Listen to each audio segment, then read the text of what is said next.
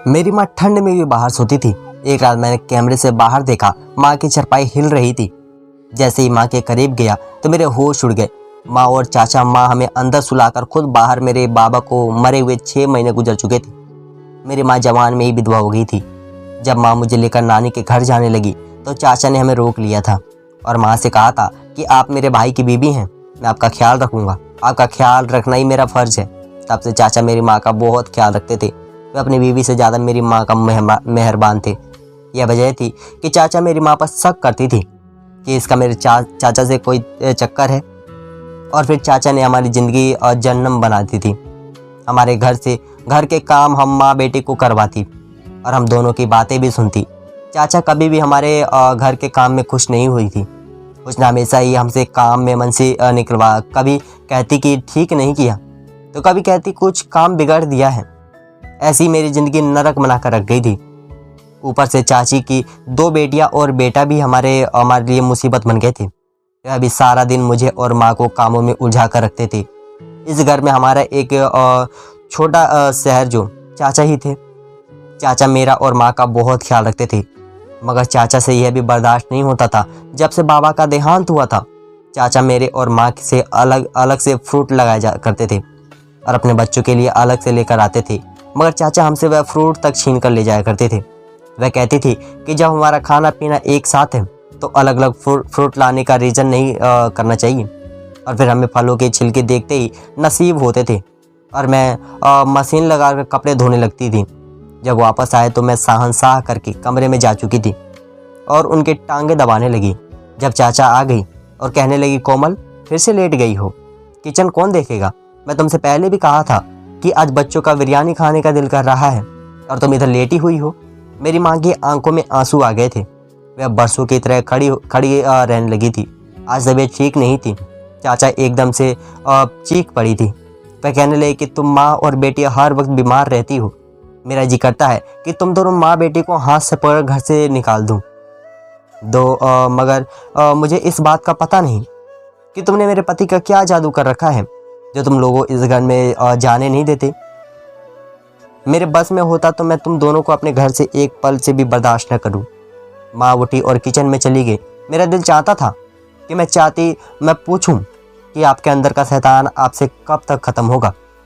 दरअसल जब मेरे बाबा थे तो खूब कमाया करते थे और चाचा से ज़्यादा मेरे बाबा की आमदनी थी। हमने अच्छा खाया और अच्छा पहनना था। यह सब देखकर चाचा जलन का शिकार होती रही थी। जब हमारी ज़िंदगी बहुत सुकून से गुजर रही थी, ना जाने हमारी खुशियों को किसकी नज़र लग गई थी। मेरे पापा का देहांत हो गया था। अब तक सदमे में थे। चाची ने बड़ी होशियारी से बाबा का बिजनेस चाचा के हवाले कर दिया था। जाहिर सी बात है कि मैं और माँ को अपने होश में नहीं थे। बाबा का कारोबार डूबने वाला था तो चाचा ने उसे संभाल लिया था। अब चाचा हर महीने सारी आमदनी लाकर मेरी माँ के हाथ पैर रख दिया करते थे और कहते थे कि भाभी आपका माल है, आपको इसको इस तरह इस्तेमाल करना है कि आपकी मर्जी है। चाचा अपना काम बार छोड़कर बिजनेस संभाल रहे थे। मैंने चाचा को अच्छी खासी तनख्वाह देने लगी थी। जब यह सब देखकर तो चाची का दिल जल रहा था कि मेरा पति अभी भी एक एम्प्लॉयर के तौर पर काम कर रहा था। चाची ने चाचा और माँ का शक करना शुरू कर दिया था। रोज़ चाचा से लड़ने लगी थी कि तुम भाभी को कमल पर इतनी मेहरबान किए हो, ज़रूर दाल में कुछ काला है। एक दिन माँ चाचा के सामने हाथ जोड़ दिए थे और कहा था कि ऐसे अल्फाज अपने मुंह से ना निकाला करो। मुझे मेरी बेटी के सामने शर्मिंदा मत किया करो। मैं किसी को मोती खाना के काबिल नहीं रहूँगी।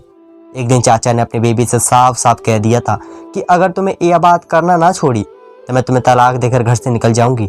यह बात सुनकर चाचा डर गए थे। उनके बाद उन्होंने फिर कभी यह बात अपने मुंह से नहीं निकाला, मगर दिल में जो शक बार बार बन गया था, एक भी ख़त्म नहीं हुआ था। इसलिए चाची ने माँ और मुझे जलील करने की कोई कसर नहीं छोड़ी थी। चाची ने तो चाचा को इस कदर अपनी मुट्ठी में कर दिया था कि जो महीने भर का खर्चा लाकर माँ के हाथ में रखते थे, उन्होंने यह सब कुछ देना छोड़ दिया था। यानी अब हमारे बिजनेस पर चाचा और उसके बच्चों का कब्जा हो गया था। मेरी चाची को चोर था, जिसकी वजह से मैं और मेरी माँ पूरे दिन काट रहे थे। माँ की तबीयत बहुत ज़्यादा ख़राब रहने लगी थी। मैंने सोचा था कि चाचा से बात करूँगी और उनको कहूँगी कि मेरी माँ के इलाज के लिए चंद पैसे दे दें।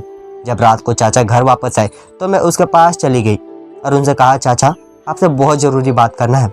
चाचा कहने लगे, बेटी क्या बात है? तब मैंने कहा कि मेरी माँ की तबीयत बहुत ख़राब हो रही है, उनकी वजह से बड़ी परेशानी होती है। आप मेरी माँ के इलाज के लिए कुछ पैसे दे दो ताकि मैं माँ को डॉक्टर के पास ले जाऊँ। हाँ कहने लगी कि बेटी मैं तुम्हें पैसे दे दूँगा। मुझे तो इस बात का पता नहीं था। इस वक्त चाचा हम दोनों की बातें चोरी चुपके सुन रही थी। वह जल्दी से आगे बढ़ी और कहने लगी, मेरे लिए तुम्हारे पास पैसे नहीं हैं, लेकिन अपनी भाभी के लिए कैसे फ़ौरन से निकाल रहे हो? चाचा कहने लगे, तुम्हें कपड़े जूते के लिए मेरे पास पैसे नहीं हैं। अगर तुम कहीं बीमार पड़ोगी तो तुम्हें भी डॉक्टर के पास ले जाऊंगा। इतना पत्थर दिल नहीं हो, लेकिन तुम्हें कैसे बीमारी पड़ेगी? तुम तो सारा दिन बिस्तर पर लेटी रहती हो, अपनी भाभी और इसकी बेटी पर हुक्म चलाती रहती हो, उनसे काम करवाती रहती हो। बीमार तो हो, इंसान होता है जो मेहनत करता है। चाचा ने जब चाचा के मुंह से अल्फाज सुने उनका रंग उड़ गया था। बहुत कुछ कहे बिना कमरे से बाहर निकल गई थी। चाचा ने मुझे 10,000 दिए थे और कहा था कि अपनी माँ को सुबह डॉक्टर के पास लेकर जाना। मैं चाचा को दिल से धन्यवाद किया और उसके कमरे में जाकर सारी बात अपनी माँ को बता दी। माँ कहने लगी कि धन्यवाद है तुम्हारे चाचा का, जिन्हें अपनी बीबी की तर को मालूम है। मैंने कहा कि माँ मुझे भी बस बात की तसल्ली है। हाँ कहने लगी, बस मैं चाहती हूँ कि मेरी और तेरी इज्जत इस औरत से सुरक्षित रहे। यह कुछ भी कर सकती है। मैं बोली, माँ जाती सारा दिन हमें बेइज्जत करती है, इससे बड़ा और क्या काम करेगी?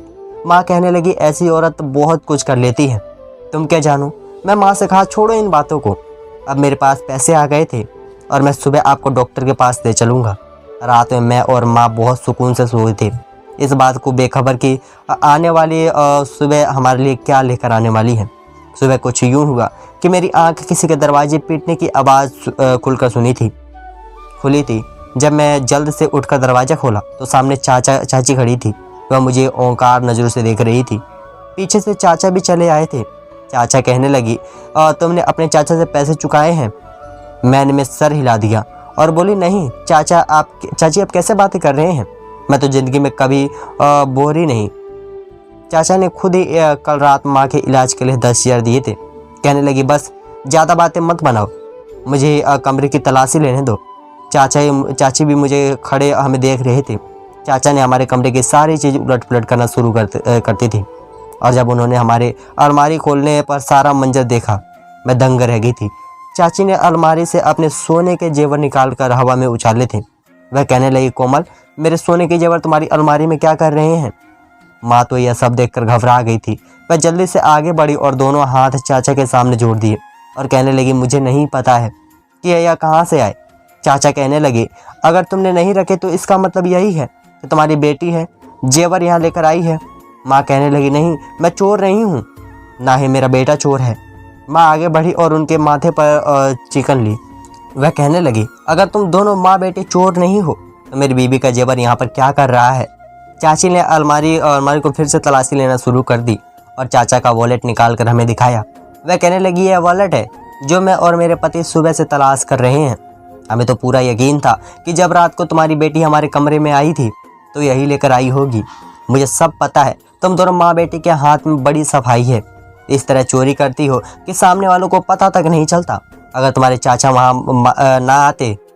वह कहने लगी कि मेरी भाभी चोर है और ना ही मेरी भाई की बेटी चोर है। मैंने उनसे कहा कि तुम मेरे साथ चलो और आकर तमाशा अपनी आंखों से देख लो। मुझे तो यही लगता था कि यह दोनों माँ बेटी हमारी चीज़ लेकर यहाँ से फरार होने का इरादा बना रही थी। चाचा का चेहरा लाल हो चुका था। वह कहने लगे, मुझे आप दोनों से इस चीज़ की उम्मीद नहीं थी। चाचा कहने लगी, अब और दोनों को अपने घर से नहीं रख सकती। चाचा चुप थे। चाची कहने लगी कि मैं अभी पुलिस को फ़ोन करके उनको हवाले में बंद करवाती हूँ। चाचा कहने लगी, नहीं ऐसा हरगिज़ मत करना, जैसे भी हैं यह दोनों मेरे भाई की निशानी हैं। चाचा के माथे पर बल पड़ गए थे। वह कहने लगी, आज भी आपको ही उन दोनों की तरफदारी कर रहे हैं। चाचा चुप हो गए। चाची कहने लगी, अगर तुम चाहते हो मैं तुम्हारी भाभी और भाई की बेटी को पुलिस के हवाले ना करूं, उन्हें घर से निकाल दो। अब उन दोनों के साथ नहीं रह सकती। चाचा का चेहरा उतर गया था। वह आगे बढ़े और माँ से कहने लगी, भाभी अब बात चोरी तक आ गई है। अब अपनों और कोमल इस तरह की हरकत ना की होती तो बीवी के मजाल ना होती कि आपको इस घर से निकालने को कहती। गलती अब आपकी है और आपकी बेटी की है और अपनी बीवी को मान नहीं सकता। आपकी बेहतर इसी में है आप इस घर से चली जाएं ताकि मेरी बीवी आपको पुलिस के हवाले ना कर सके। मेरी माँ आगे बढ़ी और ज़िंदगी से पहली बार चाचा के सामने बोल रही थी। वह कहने लगी, जिस घर में तुम रह रहे हो यह मेरे पति ने बनाया था। एहसान पर मौसी की भी कोई हद होती है, मगर तुम तो सारी हदीस पार कर चुके हो। तुमने मेरे पति के घर पर कब्जा कर लिया। मैं चुप रही। तुमने मेरे पति का सारा बिजनेस अपने कब्जे में ले लिया। मैं फिर भी चुप रही। तुम्हारी बीवी ने मुझे अपने बेटे से नौकरानी की तरह रवैया रखा, हमसे पूरे घर का काम करवाया। मैं फिर भी चुप रही। लेकिन अब बस बहुत हो गया। अगर इस घर में कोई जाएगा तो मैं नहीं और मेरी बेटी नहीं, बल्कि तुम और तुम्हारी बीवी, तुम्हारे बच्चे जाएंगे और घर से निकल जाओ। मेरी माँ की आवाज़ बहुत तेज़ हो गई थी, मगर चाचा कहने लगे, भाभी आपकी जीवी फैमिली में रह रही है। अगर मैं आपके पति का बिजनेस का संभाला होता तो वह इस मुकाम पर होता, बल्कि वह कब का डूब गया होता और आप यह घर बेचने का मजबूर हो जाती। आपके पास छत भी न रहती। आप दोनों माँ बेटी पहले भी चोरी करती रही है। हमारा बहुत सा पैसा गायब है। यकीनन वह हमारे चोरी किया होगा। यह बात सुनकर चाचा आगे बढ़े और उन्होंने पुलिस का नंबर मिलाया था। वह कहने लगे कि आप हमारे घर आ जाएं, हमारे घर चोर है। चाचा कहने लगे, आप तो हमारी ज़िंदगी उजाड़ चुकी हैं। आप हमारी बेटी का सोचो, बेहतरीन इसी में है। आप घर छोड़कर चली जाएं। आपको नहीं पता कि थाने में क्या शौक होता है।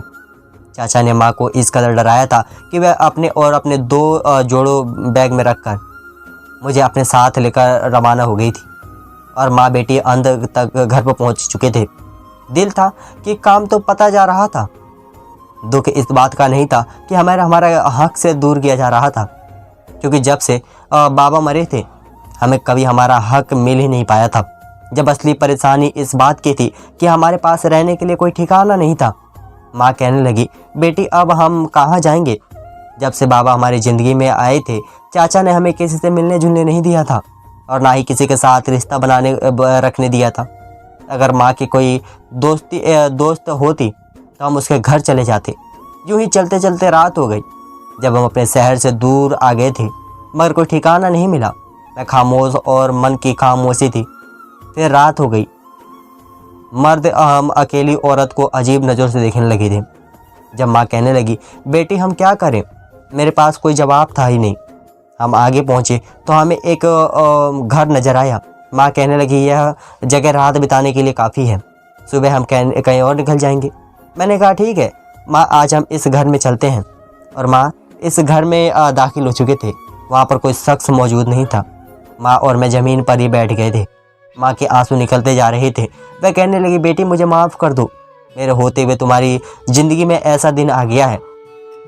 आपका कसूर नहीं है। आपको शर्मिंदा होने की ज़रूरत नहीं है। और अब उन लोगों के हिसाब लगा दो। हमें इस हाल तक पहुँचने के जिम्मेदार हैं। मैं खामोश रही थी और माँ एक दूसरे के सामने बैठे थे। डर के मारे तो मुझे नींद नहीं आ रही थी और ना ही माँ को मुझे महसूस किया। और माँ को बेचैनी थी है। कभी उठकर खड़ी हो जाती, कभी बैठ जाती थी। मैं आगे बढ़ी और बोली, क्या बात है माँ, थक गई हैं। अब क्या ने माँ में सर हिला दिया था और तब मैंने महसूस किया कि माँ पर पूरा वजूद पीसने से लटपट था। उसने चेहरे की रंगत पीली पड़ चुकी थी और फिर देखते ही देखते बेहोश हो गई थी। मैं बोली, माँ क्या हो गया है आपको, आंखें खोलो। मगर माँ ने मुझे कोई जवाब ना दिया था। वह ज़मीन पर गिर गई थी। मेरा दिल धक से रह गया था। मैं जल्दी से माँ को नवस को पटोला था। वह भी चल रही थी। मुझे मालूम था कि मेरी माँ दिल की मरीज है और डॉक्टर ने ऐसी हालात में माँ को जुबान के नीचे रखने वाली गाली को कहा था। मेरे पास इस वक्त गोली मौजूद नहीं थी। मैंने माँ को वहीं पर लेट आया था और भागते हुए बाहर निकल गई थी। मैं जल्दी से जल्दी करीबी मेडिकल पहुंचना चाहती थी ताकि वहाँ के माँ के लिए गोली ले आऊँ। मेरे पास पैसे नहीं थे, मगर मुझे यकीन था कि ऐसे हालात में मेरी मदद ज़रूर करेगा। मैं भागती जा रही थी। फिर मैंने महसूस किया कि मेरे पीछे तो कोई आवारा लड़के लग चुके हैं। मेरा बहुत तेज़ी से दिल धड़कने लगा था। वह कहने लगी, तुम यहाँ से भाग कर जाकर चली जा रही थी। तुम्हारे पास फरार होने का कोई भी रास्ता नहीं है। ऐसा करो कि तुम रुक जाओ, हमें मत दिखाओ। मैं उनकी बात सुनकर और डर गई थी और अपनी दौड़े और तेज कर ली थी। मगर वह भी कहाँ रुकने वाले थे। वह भी मेरे पीछे ही भागते रहे और मैं रब से दुआएं मांगती जा रही थी कि मेरी माँ बीमार है, मुझे उन लोगों से बचा लो। मेरा डर से पूरा हाल बेहाल हो चुका था। टांगे कांप रही थी, मगर वह लड़के तो मेरा पीछा ही लगे हुए थे। तभी मुझे सामने कब्रिस्तान नजर आया था। वह कब्रिस्तान देखकर मेरा दिल थमने को गया था। रात के इस वक्त कब्रिस्तान में मैं नहीं जाना चाहती थी। मैं आपसे इज्जत बचाने के लिए मुझे यह भी करना पड़ गया था। कब्रिस्तान में दाखिल हो गई थी और मुझे उम्मीद थी कि आवारा लड़के यहाँ से वापस चले जाएंगे, क्योंकि रात के इस वक्त लोग कब्रिस्तान जाने से डरते हैं। अगर यह देखकर तो मेरी हैरत की इम्तिहान आ गई थी कि वह दोनों लड़के मेरे पीछे कब्रिस्तान में भी आ गए थे। वह यहाँ मुझे कौन बचाने वाला था? तभी मुझे एक टूटी हुई खबर नज़र आई थी। मैं आवारा लड़कों की नज़र से ओझल होने के लिए रोती हुई कब्र में उतर गई। मेरा दिल ज़ोरों ज़ोरों से धड़क रहा था। ऐसा लग रहा था जैसे कि मैं अभी मरने वाली हूँ।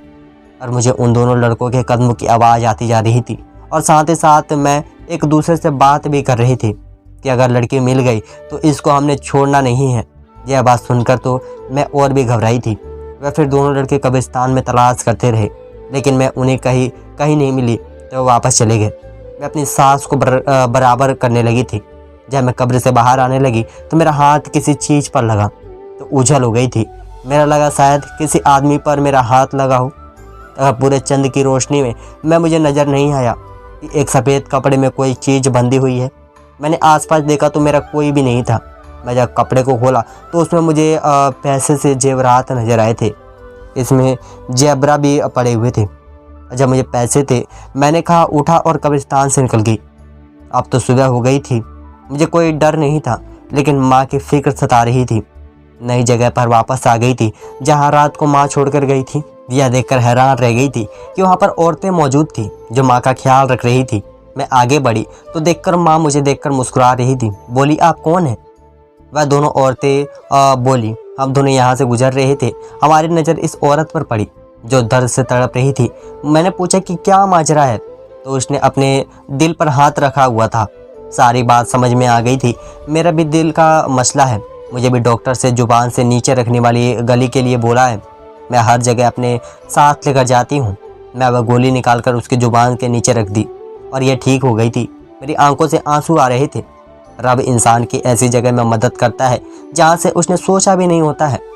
माँ की हालात ठीक हो चुकी थी। मैं उन औरतों का धन्यवाद किया और माँ को अपने साथ लेकर वहाँ से निकल गई। माँ कहने लगी, तुम मुझे कहाँ ले जा रही हो? अब चुपचाप रहो। मैं माँ को अपने साथ लेकर होटल में चली गई थी। कमरा बुक करवाया था। माँ कहने लगी, इस कमरे के लिए तुम्हारे पास पैसे कहाँ से आए? तब मैंने माँ को सारा किस्सा सुना दिया था, पर उसने सामने वह गठरी खोल कर रखती थी। उसमें जब वह कागजात खोले तो इस पर जोर तारीख लिखी हुई थी। उसे देखकर हैरान रह गई। वह जेवरात किसी 70-80 साल पहले सुरक्षा के लिए कब्र में छुपाए गए थे। जाहिर सी बात है कि अब उन चीज़ों का मालिक तो मर गया होगा। तब माँ कहने लगी, अब यह सब चीज़ रख सकते हैं। फिर उसने जेवरात भेज दिए थे, उनसे ज़्यादा महंगे थे कि इसमें अपने लिए नया घर भी ले लिया था। तब माँ कहने लगी कि अपने साथ पूरा सलूक करने वालों को माफ़ नहीं करूँगी। माँ ने कहा कि मैं चाचा और चाची पर कैसे करना चाहते हैं और तुम्हारे पापा की सारी जाट उनके वापस लेना चाहती हूँ। मैं चाचा और चाची पर केस किया और पैसे देकर एक अच्छा वकील रख लिया। फिर कुछ वक्त में ही हम यह केस जीत गए थे। हमें हमारी सारी जायदाद वापस मिल गई थी और चाचा भी जेल के सलाख पीछे चले गए थे। हमने उनसे अपना घर वापस ले लिया था। उनके पास रहने के लिए ठिकाना नहीं था। चाचा अपनी बच्चों को लेकर फिर मायके चली गई थी। और सुनने के यही आया था, उसके मायके वाले भी चाचा और उसके बच्चों के साथ वही सलूक करते हैं और चाचा ने मेरे और माँ के साथ किया था। बुरे कर्म की बुरी सज़ा होती है। अपना किया हुआ लौटकर सामने जरूर आता है।